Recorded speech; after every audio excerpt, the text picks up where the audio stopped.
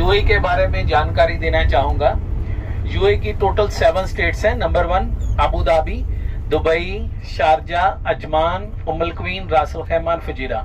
ये कंट्री जो है ये 2 दिसंबर 1971 में बना है और उससे पहले इधर 9 स्टेट्स थी। इसमें बहरीन और कतर भी शामिल थे और इनको हिस्ट्री में ट्रूशल स्टेट्स के नाम से पढ़ा जाता है।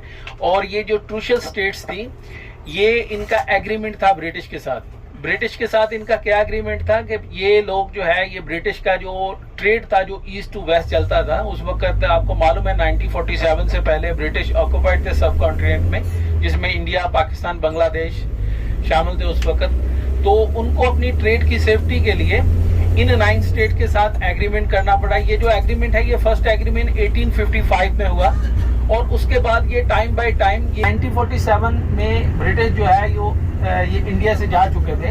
तो ये एग्रीमेंट उनके लिए एक हेडेज था क्योंकि उस वक्त इस एरिया में कुछ इतना खास नहीं था, ये टोटली डेजर्ट का एरिया था। तो ये जो इनका जो लाइफ चेंज है अरब स्टेट्स का ये ऑयल की डिस्कवरीज के बाद हुआ है। सब ये एनवायरनमेंट सब ऑयल की डिस्कवरीज के बाद बना है।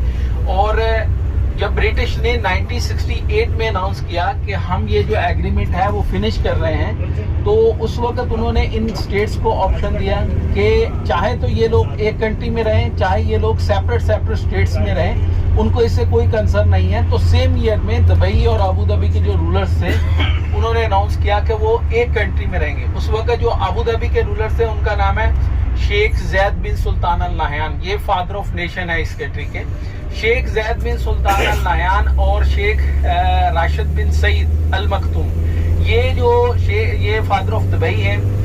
शेख सईद बिन राशिद अल मखतूम जो है, और इन दोनों शेख्स ने अनाउंस किया कि ये एक कंट्री में रहेंगे। इसके बाद इन दोनों शेख्स ने बाकी स्टेट्स को भी इनवाइट किया कि अगर ये लोग एक कंट्री में रहेंगे तो ये ज्यादा स्ट्रांग होंगे बजाय कि ये छोटा छोटा स्टेट में रहें। तो 2 दिसंबर 1971 को अप्रोक्सीमेटली 6 स्टेट्स ने एग्रीमेंट पर साइन कर दिया कि ये एक कंट्री में रहेंगे। इनका जो एक स्टेट है रास अल खैमा, उन्होंने 3 मंथ के बाद इस कोalition में शामिल हुए 10 फरवरी 1972 में। तो इधर अभी हो गए टोटल 7 स्टेट्स। इनमें से 2 स्टेट जो है बहरीन और कतर, उन्होंने इस कोalition में शामिल नहीं हुए। उसका एक रीजन तो ये है कि जो बहरीन और कतर जो है उनका जो बॉर्डर है वो इन 7 स्टेट्स के साथ शेयर नहीं है। अगर आपको बाय रोड बहरीन या कतर जाना होगा तो आपको सबसे पहले सऊदी अरेबिया एंटर होना पड़ेगा, उसके बाद बहरीन या कतर आप जा सकते हैं। तो सेकंड जो है उनका इकोनॉमी जो था वो स्ट्रांग था उस वक्त, उनका अपना करेंसी था। इन 7 स्टेट्स के पास अपना कोई करेंसी नहीं था।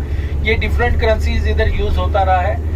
किसी स्टेट में बहरीनी दिनार यूज करते थे, कोई स्टेट में कतरी धर्म यूज होते थे या फिर सऊदी रियाल। इवन 1930 से पहले इधर इंडियन रुपया भी यूज होता रहा है करेंसी के तौर पर, क्योंकि ऑयल इरा से पहले जो इनका मेन सोर्स ऑफ इनकम हुआ करता था ये पर्ल्स थे या फिर फिशिंग था।